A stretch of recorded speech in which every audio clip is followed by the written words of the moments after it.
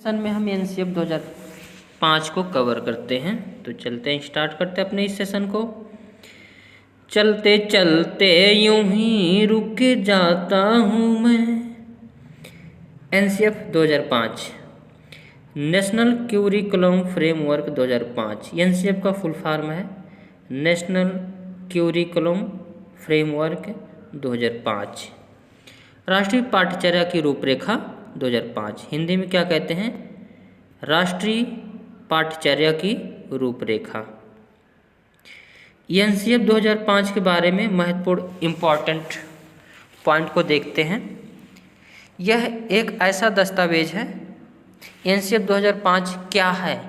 कभी कभी प्रश्न पूछ लिया जाता है कि क्या है, तो वह एक ऐसा दस्तावेज है जिसमें ऐसे विषयों पर चर्चा की गई है जिसकी बालकों को क्या और कैसे पढ़ाना चाहिए, इसके बारे में इस एनसीएफ 2005 में दिखाया गया है।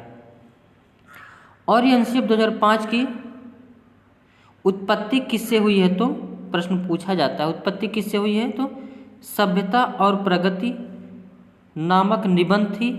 किसकी थी? रविन्द्रनाथ टैगोर जी की। और एनसीएफ 2005 की कितनी भाषाओं में अनुवाद किया गया है? तो भारत में कुल भाषा कितनी है?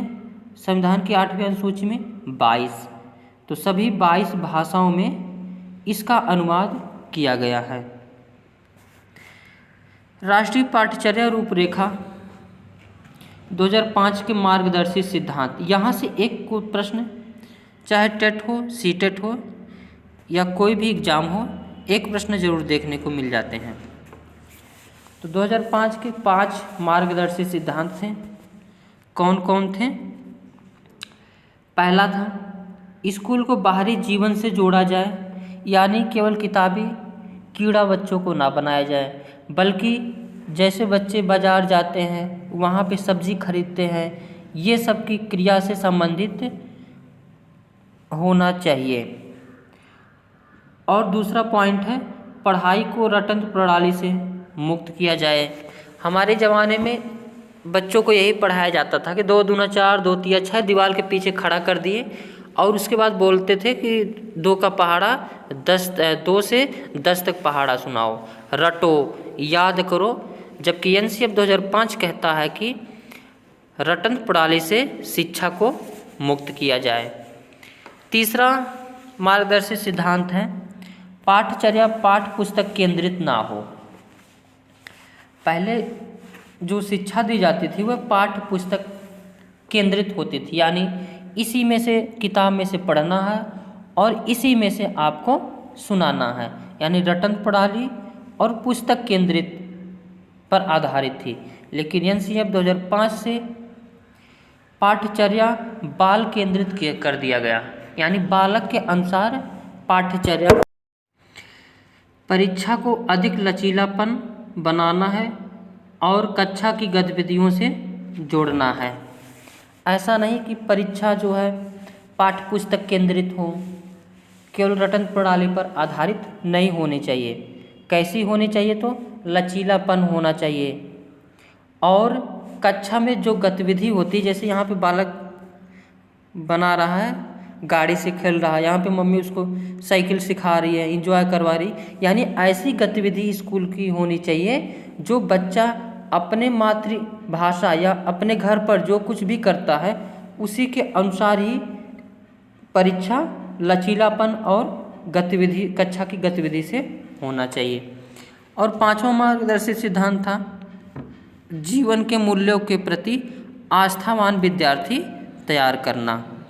आस्थावान विद्यार्थी मतलब ऐसा नहीं होना चाहिए कि बिल्कुल कठोर बना दो, कि उसमें कोई रस नहीं रह जाए, बिल्कुल निर्दयी बालक नहीं होना चाहिए। उसको आस्थावान, आस्था मतलब किसी के प्रति बड़े छोटे जिस प्रकार से जिसकी हैसियत हो वह बालक उसकी उस प्रकार से इज्जत करे, आप करके बुलाए, तो इस प्रकार से उसको अच्छे संस्कार के देना चाहिए। एनसीएफ 2005 के प्रमुख सुझाव, यहाँ से भी मोस्ट इम्पॉर्टेंट है पॉइंट, हर एक पॉइंट मोस्ट इम्पॉर्टेंट है, किसी भी पॉइंट को आपको छोड़ना नहीं है। तो यहाँ पे है एनसीएफ 2005 के प्रमुख सुझाव क्या है? तो शिक्षकों को अकादमी, संसाधन और नवाचार आदि समय पर पहुँचाया जाए। ये संसाधन और नवाचार क्या है? जैसे गुरुकुल में शिक्षा दी जाती थी पुराने परंपरा से, अभी भी गुरुकुल में पुरानी परंपरा चलती है, जबकि मॉडर्न स्कूलों में इसमें नई अलग अलग प्रयोग विधि आ गई है, अलग अलग नए संसाधन आ गए हैं। तो यही टेक्नोलॉजी का प्रयोग करना ही अकादमिक संसाधन और नवाचार है। यानी जिस प्रकार से शिक्षा दी जानी चाहिए उसी प्रकार से देना चाहिए। जैसे इस समय टेक्नोलॉजी का ज़माना है तो शिक्षा टेक्नोलॉजी से देनी चाहिए, और ऐसा नहीं होना चाहिए कि अभी टेक्नोलॉजी का ज़माना है तो अभी भी हम ब्लैक बोर्ड पर पढ़ा रहे हैं, तो ऐसा नहीं होना चाहिए। ठीक है। और समुदाय को मानवीय संसाधन के रूप में प्रयुक्त होने का अवसर दें। जो समुदाय यानी कम्युनिटी है, इसको मानवीय संसाधन के रूप में प्रयुक्त होने का अवसर देना चाहिए। और मानसिक स्तरीय उपयोगिता के अनुसार पाठ्यक्रम निर्धारण करना। जिस हिसाब से बालक है उसकी मानसिक क्षमता के अनुसार ही पाठ्यक्रम का निर्धारण किया जाए। एनसीएफ 2005 के प्रमुख सुझाव हैं। जैसे अगर कोई बालक छोटी कक्षा में है और उसे हम बड़ी बड़ी बुक या बड़े बड़े मैथ के सवाल देंगे तो नहीं लगा पाएगा। यानी मानसिक स्तर के अनुसार ही पाठ्यक्रम का निर्धारण किया जाना चाहिए। और शांति शिक्षा को बढ़ाओ। महिलाओं के प्रति आस्था, आधार एवं जिम्मेदारी का दृष्टिकोण विकसित करने का आयोजन करना चाहिए। शांति शिक्षा को बढ़ाना चाहिए और स्कूलों में ऐसा कार्यक्रम हो जिसमें महिलाओं के प्रति आस्था, आधार नहीं है यहाँ पे, क्या है तो आस्थावान विद्यार्थी तैयार किए जाए एवं जिम्मेदारी दृष्टिकोण विकसित करने का आयोजन करना चाहिए। यह एनसीएफ 2005 कहता है। और कैसा होना चाहिए पाठ्यक्रम? तो पाठ्यक्रम चौमुखी विकास पर होना चाहिए। यानी एक सब्जेक्ट दूसरे सब्जेक्ट से इंटरकनेक्टेड होना चाहिए, अंतर संबंधी होना चाहिए। ऐसा नहीं कि मैथ अगर आप पढ़ा रहे हो तो मैथ ऐसा पढ़ाओ कि वह किसी और भी सब्जेक्ट में काम आता रहे, और भी कोई सब्जेक्ट रहे तो वह मैथ में काम आता रहे। यानी एक सब्जेक्ट से दूसरे सब्जेक्ट से कोरिलेटिव बना रहे, ऐसा पाठ्यचर्या होनी चाहिए। और बालकों की चौमुखी विकास पर ध्यान देना चाहिए। यानी ये नहीं, चौमुखी विकास मतलब मानसिक, सामाजिक, संवेगात्मक, शारीरिक सभी प्रकार की विकास के अनुसार ही होना चाहिए। जैसे इस फिगर में आप देख सकते हैं, मैम पढ़ा रही हैं बच्चों को, ये समझो चौमुखी विकास करके पढ़ा रही हैं। इससे यह बच्चा कुछ करेगा, शारीरिक विकास होगा। सोच रहा, इधर देखो सोच रहा बच्चा, तो उसका मानसिक विकास होगा।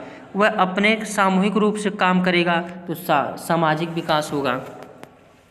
और सभी विद्यार्थियों को समावेशी वातावरण तैयार करना चाहिए तथा प्रजातांत्रिक वातावरण हो। पहले स्कूलों में शिक्षा दी जाती थी शिक्षक केंद्रित, बाल केंद्रित शिक्षा नहीं थी। जबकि अब एनसीएफ 2005, आरटी 2009, एनईपी 2020 ये सभी बाल केंद्रित शिक्षा को बढ़ावा देते हैं और समावेशी वातावरण तैयार करना चाहिए क्लास में। यानी सभी बच्चे चाहे विशिष्ट हो या सामान्य हो, सभी को समान दर्जा दिया जाना चाहिए। समावेशी वातावरण अर्थात कई भाषाओं के बच्चे विशेष या विशिष्ट या साधारण सभी एक साथ एक स्कूल में क्या करें, अध्ययन कर सके। किसी को हमको अलग करके नहीं बांटा जाना चाहिए। जबकि अगर हम देखते हैं इस समय प्राइवेट स्कूल में ABCD ग्रुप में बांट देते हैं, बुद्धिमान के लिए, उससे कम के लिए C, उससे कम के लिए D, बिल्कुल बकलोल के लिए। जबकि ऐसा करना एनसीएफ 2005 के विरुद्ध है। और क्या कहता है एनसीएफ 2005 में शिक्षक के बारे में क्या बताया गया है कि शिक्षक ज्ञान का स्रोत नहीं, यानी शिक्षक का काम केवल शिक्षा देना यानी ज्ञान का देना ही नहीं है, बल्कि शिक्षक की भूमिका एक सुगमकर्ता के रूप में होनी चाहिए। किस रूप में होनी चाहिए? सुगमकर्ता के रूप में होनी चाहिए। और जैसे यहाँ पे शिक्षक हैं, शिक्षिका ये स्टूडेंट को पढ़ा रही हैं जैसे मित्रवत, यानी शिक्षक को कैसा होना चाहिए? मित्रवत के रूप में होना चाहिए। सूचना को अर्थ या बोध में बदलने की प्रक्रिया के विविध उपायों द्वारा बच्चों में सहायक हो। ऐसा सूचना देना चाहिए जिसका अर्थ और बोध विविध उपायों यानी बच्चा सोच सके, समझ सके और उसका अपने रूप कहीं भी प्रयोग कर सके, ऐसा होना चाहिए। और एनसीएफ कहता है कि बालक सक्रिय व स्वयं से जाने और सीखे। एनसीएफ कहता है कि बालक जितना भी गलती करे उसकी गलती को गलती ना समझें, बल्कि उसको एक अच्छे व्यू के रूप में लें।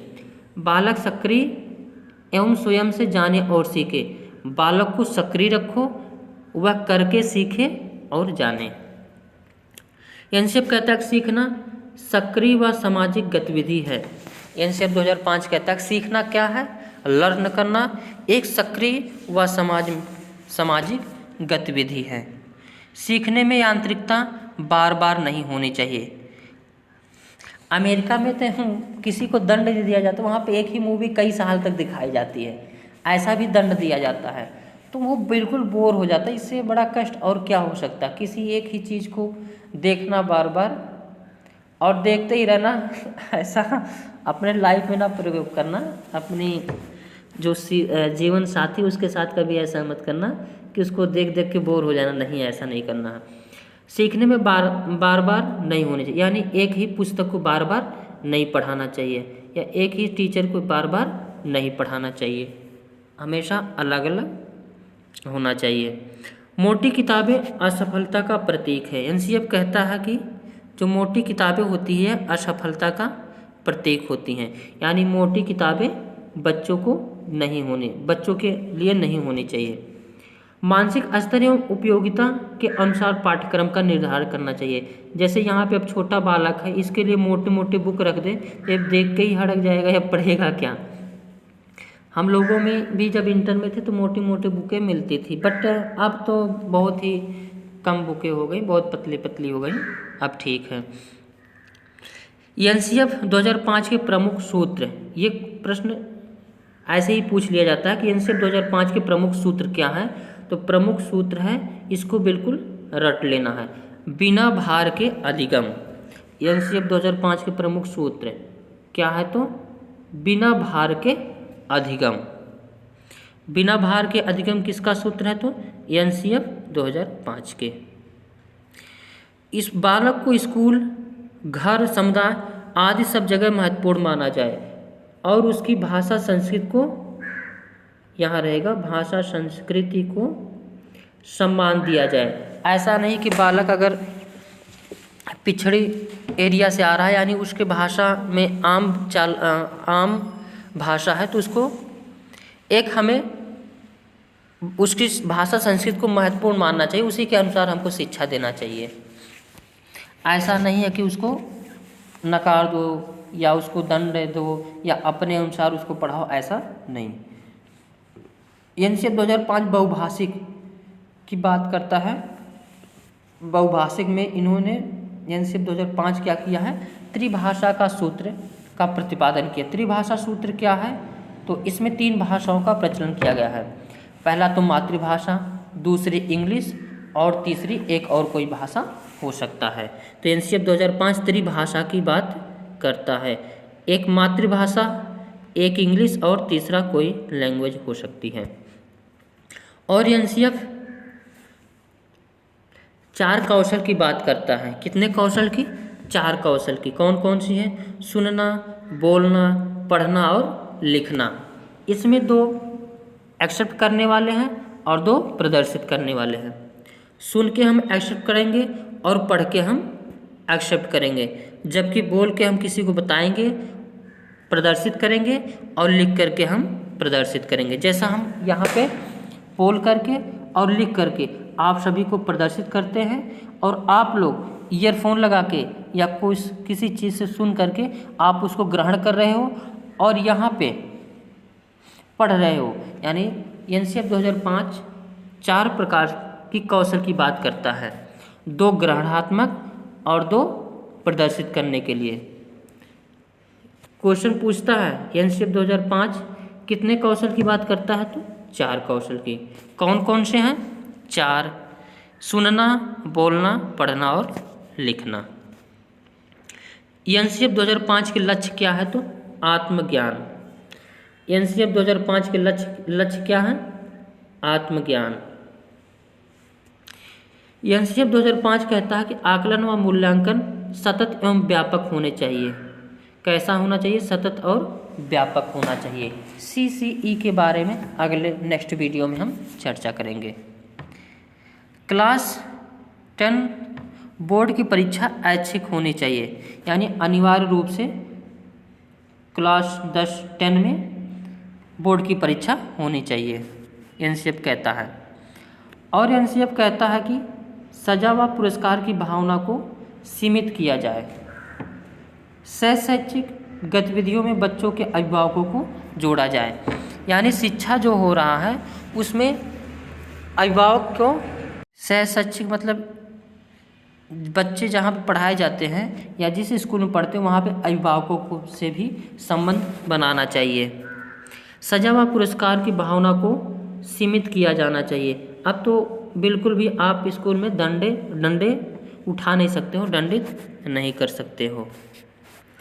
एनसीएफ 2005 यहाँ से ये मोस्ट इम्पॉर्टेंट है, यहाँ से तो प्रश्न देखने को आपको मिल ही जाएगा जरूर। एनसीएफ 2005 5 विधियों पर जोर देता है। करके सीखना, लर्निंग बाय डूइंग, निरीक्षण विधि, परीक्षण विधि, सामूहिक विधि और मिश्रित विधि। प्रश्न पूछे जाते हैं एनसीएफ 2005 कितनी विधियों पर जोर देता है, तो 5 विधियों पर। 5 विधियाँ कौन कौन सी हैं?